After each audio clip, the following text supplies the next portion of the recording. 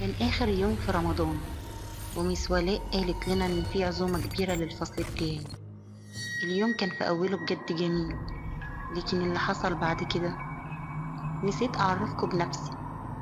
أنا هنا عبد السلام، طالبة بالصف السادس الابتدائي في مدرسة نوبل للغات. الفطار قرب ونزلت أروح مع بابا العزومة، ومش هيبقى موجود في المدرسة غير الفصل بتاعنا، وده فيه 27 بنت، و3 من الميسات هيفطروا معانا. لكن ميس ولاء قالت إنها مش جاية اليوم ده، وبابا وصلني وقال لي إن هيجي ياخدني بعد الفطار. وفعلا دخلت المدرسة وشفت أصحابي وفطرنا سوا، وكان اليوم جميل، وفضلنا نلعب إحنا والميسات ألعاب كتير. والوقت اللي خرجوا فيه الميسات اتفقنا أنا وأصحابي فريدة وخديجة وكرمة ومايا إننا نعمل مقلب في الفصل وفي الميسات، واتسحبنا لحد ما طلعنا فصل من الفصول، واستخبينا وقلنا هنظهر بعد شوية لما يدوروا علينا. لكن للأسف ما كنتش أعرف إن اللعبة هتقلب بجد. طلعنا الفصل وقفلنا علينا، وعدى أكتر من 15 دقيقة وإحنا قاعدين.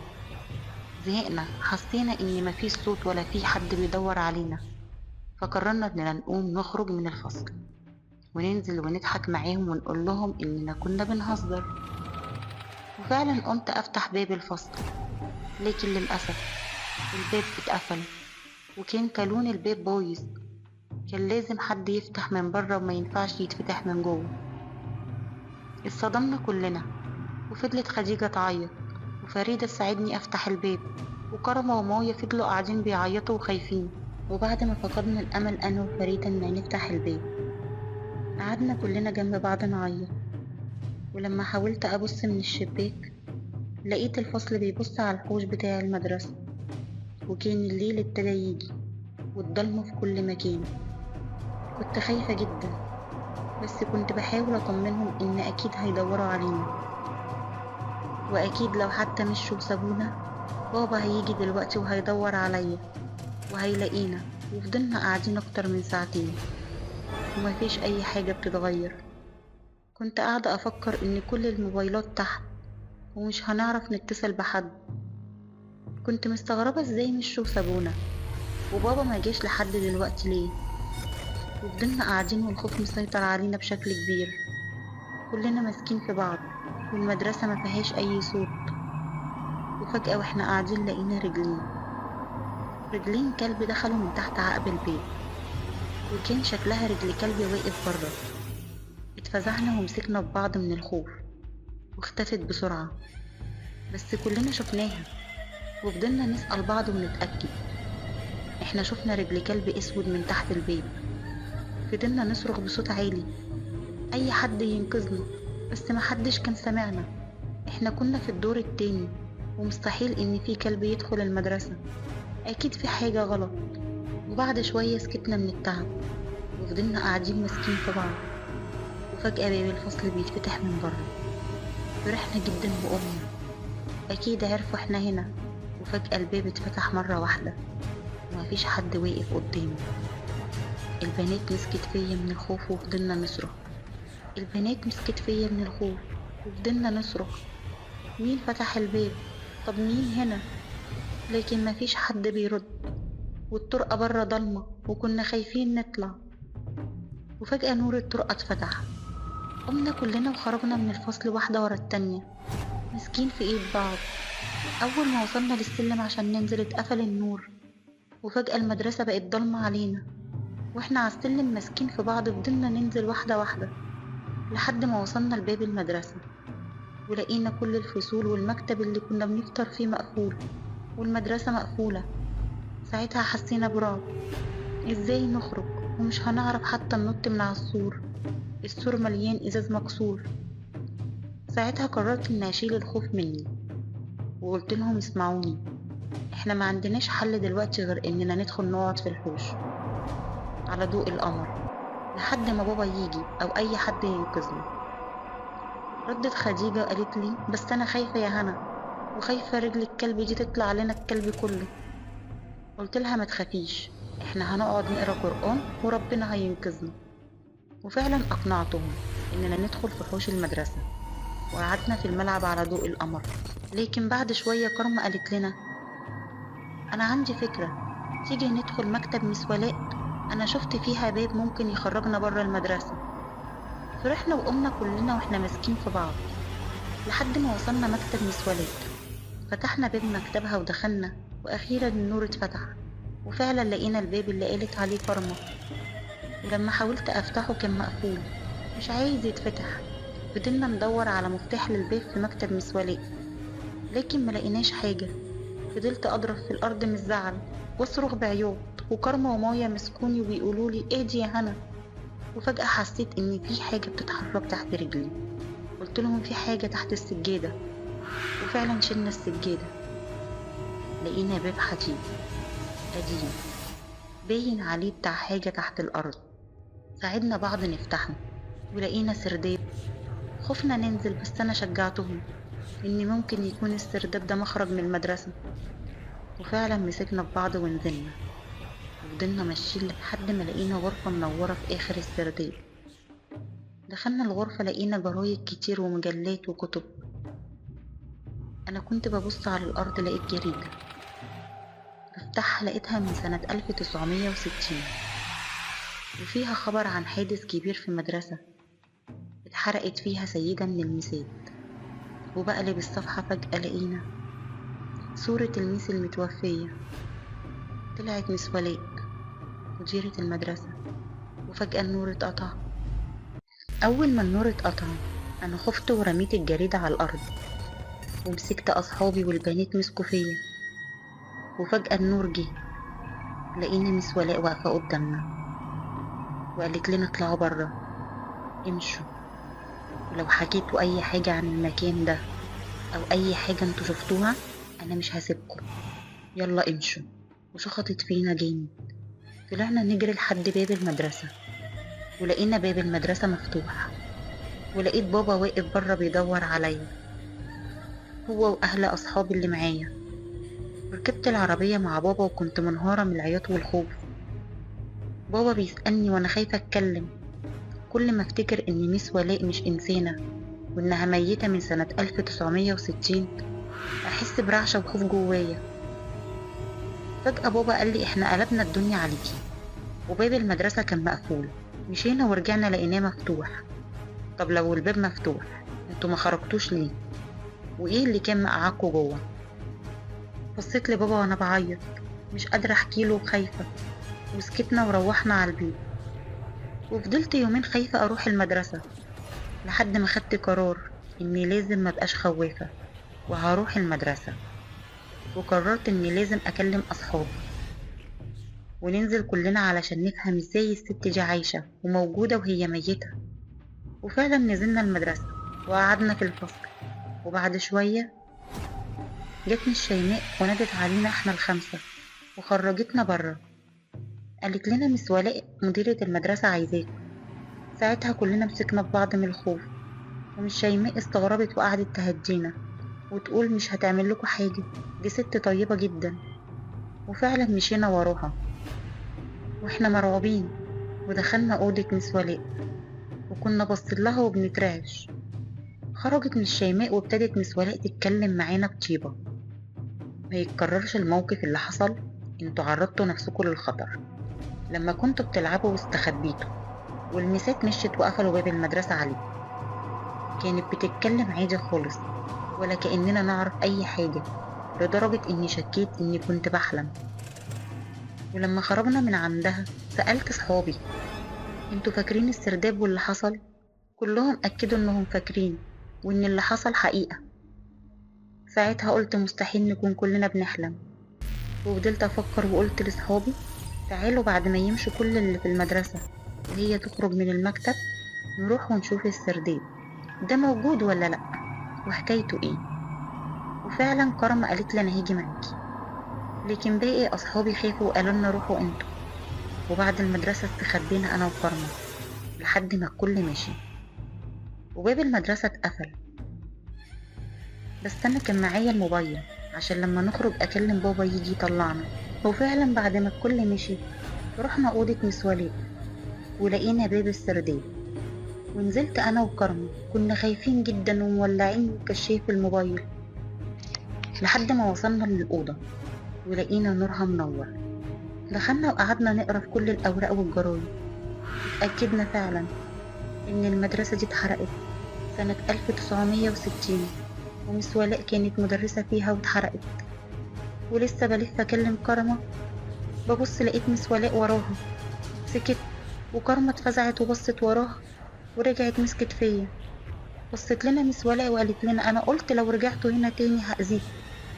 قلت لها أنا آسفة، لكن حضرتك كنت بتكلمينا فوق عادي خالص، فافتكرنا إن اللي حصل مش حقيقي ونزلنا نتأكد. قربت مني وقالت لي انت اللي اخترتي يا هنا تكشفي سري بعد السنين دي كلها. ولقيت وشها كله دموع وقعدت على كرسي تعيط. كنت خايفة أقرب منها، بس قربت منها وحاولت ألمسها.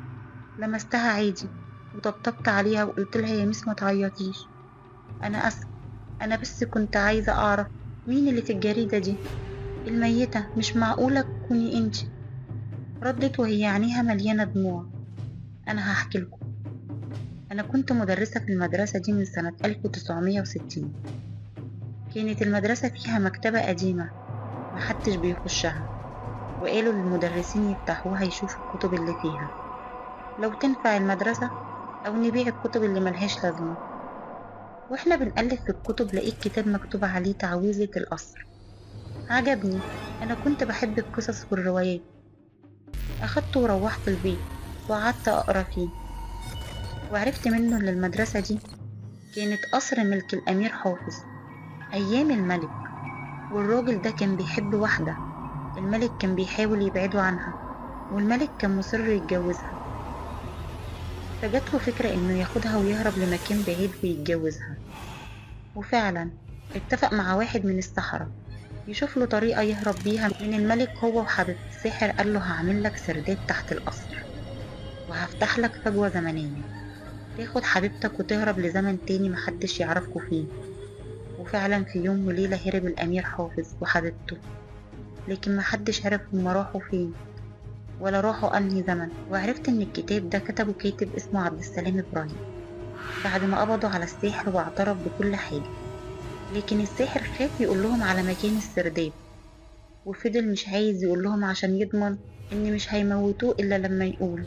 وفضل محتفظ بالسر لنفسه لحد ما مات في السجن. وفي يوم وأنا في المدرسة كان نفسي ألاقي السرداب وأعرف الكلام ده حقيقة ولا لأ. وأنا في أوضة المديرة حصل حريق كبير والأوضة اتقفلت عليا، والنار مسكت في السجاجيد اللي على الأرض. جريت، كنت عايزة أوصل للباب، حاولت أفتح الباب اتقفل مش عايز يتفتح، والنار بتاكل في كل حاجة وماسكة في الأرض. وفجأة اتفتح باب السرداب في نص الأوضة. جريت عايزة أهرب، دخلت السرداب وفضلت أجري لحد ما لقيت الأوضة دي، ولقيت طاقة نور كبيرة قربت منها شدتني فجأة. أول ما قربت من طاقة النور شدتني فجأة، وفجأة لقيت نفسي في نفس الأوضة لكن في هدوء، مش سامعة صوت الناس وهي بتجري من الحريق. مشيت واحدة واحدة لحد ما طلعت من السرداب. لقيت نفسي بالليل في أوضة المديرة، لكن العفش كله اتغير وشكل الأوضة بقى غريب. كنت خايفة جدا، حاولت أفتح الباب وأخرج لكن كان مقفول عليا من بره بمفتاح. قعدت لحد الصبح على الكرسي مستنية أي حد يجي يفتح الباب ويخرجني. كنت ببص للأوضة ومستغربة، مفيش حاجة محروقة ومكتب جديد والحيطة مفيش أي أثر للحريق. كنت حاسة إني بحلم لحد ما نمت. من كتر التعب ما كنتش قادرة، والصبح فقت على حد بيفتح الباب، وفجأة لقيت سعاد صاحبتي. لكن في الأول ما عرفتهاش، وهي اتخضت ورجعت لورا. هي كانت خايفة مني وبتسألني انت مين، وانا ببصلها ازاي سعاد كبرت كده يجي 30 سنة. في الأول خافت وقالت لي انتي عفريتة. قلت لها لأ أنا ولاء. قالت لي لأ، ولاء ماتت من 30 سنة في الحريق. وفضلنا خايفين من بعض شوية، لكن لما اتأكدت اني إنسانة وانا اتأكدت انها فعلا سعاد بس كبرت، ابتديت احكي لها اللي حصل. وعرفت منها ان سنة 1990 وإنها بقت مديرة المدرسة، وإن أنا المفروض بعد الحريق ملقوش جثتي، وقالوا إني اتحرقت عشان كان في جثث كتير من الحريق وما قدرناش نحدد مين هما. صعدت على سعيد وشغلتني في المدرسة. كنت لسه صغيرة 25 سنة، لكن محدش عرف السر ده غير سعيد. فضلت تساعدني وقعدتني عندها في البيت، وهي كانت ما بتخلفش. ولما ماتت هي وجوزها أنا فضلت قاعدة في بيتهم، والناس فاكريني أختها الصغيرة. وكل يوم كنت بنزل أقعد في الأوضة هنا مستنية طاقة النور تفتح تاني، وارجع لزمني واشوف بابا وماما وخطيبي اللي كان فرحنا بعد أسبوعين. صعبت عليا مس ولاء جدا، وهي كانت عمالة تعيط، وقعدت أنا وكرمة نطبطب عليها ونقول لها إحنا كلنا بنحبك وولادك، لكنها فضلت تقول نفسي أرجع تاني، بقالي 25 سنة هنا، نفسي أرجع بيتي. بس أنا سكت وقلت لها بس يا ميس إيه رجل الكلب اللي طلعت لنا وإحنا في الفصل؟ ومين اللي فتح الباب وفتح النور بتاع الطرقة؟ سكتت مس ولاء ووشها بان عليه الخوف، وقالت أنا جيت لما كلموني وقالولي إنهم مش لاقيينكم. فتحت المدرسة ودورت عليكم، ولما لقيت باب السرداب مفتوح قلت أكيد انتوا عرفتوا، ونزلت وكلمتكم بشدة عشان تمشوا ومتحكوش لحد. لكن أنا معرفش، مفيش كلب يقدر يدخل المدرسة، والنور أنا جيت لقيته كله مفتوح. قلت انتوا أكيد فتحتوه. ابتدى الخوف يبان على مس ولاء، واحنا كمان خفنا جدا، ولسه بنقرب من الباب عشان نخرج فجأة لقينا الكلب الأسود كان واقف قدامنا. رجعنا بسرعة واحنا خايفين ومسكنا في مس ولاء، وفجأة الكلب اتحول بقى ست جميلة جدا بيضة وطويلة وعينيها خضرة. قالت لنا ما تخافوش، أنا مش جاية أذيكم، أنا ناريمان، أنا مش عفريتة، لكن الأوضة دي هي اللي خلتني كده.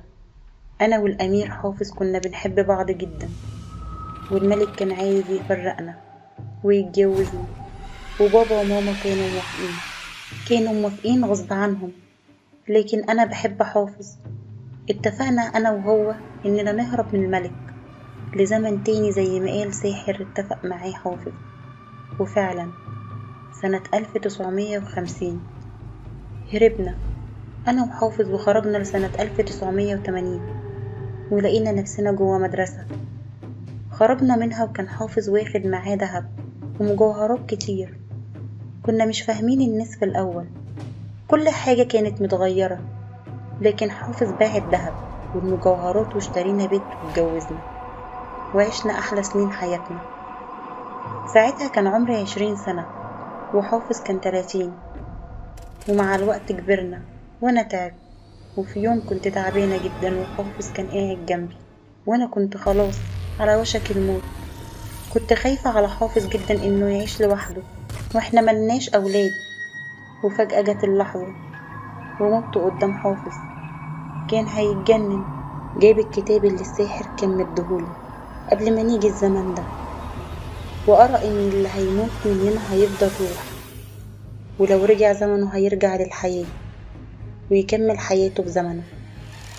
ظهرت له وبقيت أقعد معاه وأونسه، لكن في لحظة قررنا إننا نرجع لزمننا. وفعلا جينا أنا وهو هنا بالليل، ووقفنا في الأوضة وما لقيناش طاقة النور اللي خرجنا منها. كان حافظ هيتجنن وقال أكيد في حد تاني خرج منها ولازم يرجع معانا عشان تتفتح. واحنا متضايقين جدا وخارجين من المدرسة، عربية خبطت حافظ وراح في غيبوبة، وبقيت أنا روح من غير جسد، مش عارفة أعمل إيه. بقعد جنب حافظ طول الوقت، نفسي يفوق عشان نفسي أسمع صوته. وكنت دايما باجي المدرسة أدخل الأوضة وأقول يمكن تتفتح، وبالصدفة يوم ما لقيت البنات محبوسة عملت نفسي بشكل كلب عشان أقدر ألمس الباب وأنقذه. وفعلا فتحت لهم الباب والنور وفضلت وراهم لحد ما دخلوا هنا. ولما قريت هنا الجريدة عرفت منها إن في ميس ولاء هنا، وهي اللي في الصورة ميتة. اتأكدت إن أكيد هي اللي خرجت من طاقة النور للزمن ده.